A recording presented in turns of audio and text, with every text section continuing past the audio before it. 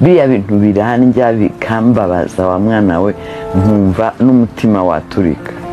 Uri umwana w'umukobwa, uri inkumi, turabyiruye, urasa neza, turakureba tukishima. Wowe urarangije ugiye kwitesha agaciro, ugiye kwiyandarika. Biriya rero ngo bakabicuruza ngo bakabona amafaranga aruta agaciro kawe, amafaranga aruta icyubahiro cyawe. Ubwo nangahe mwabana, nangahe kweri?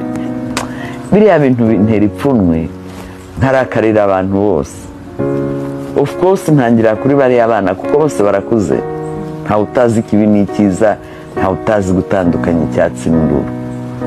Ngakurikizaho ababyeyi twebwe.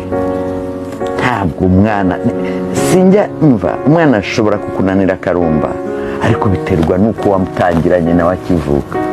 Umwana mwatangiranye akivuka, umure azi ko iki cyemewe iki kitemewe, yashaka akarira kisaza agasaza imigeri, nakazi ariko ntukemere. Bibaye ngombwa ugafata n'akanyafu kamutsibura, ahubwo biriya muvuga ngo uburenganzira bw'umwana.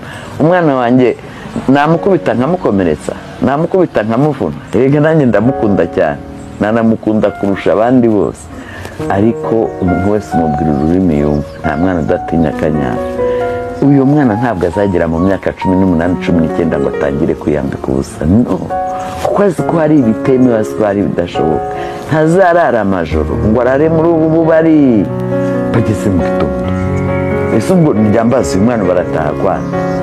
Rero nkaga rero na sosiyete muri rusange iba yabyemeye kabitoreretinga abo babigura, gucuruza ngo ibintu imyanda nk'iri, aho ugatanga amafaranga yawe ukayigura, nawe ufite ikibazo mu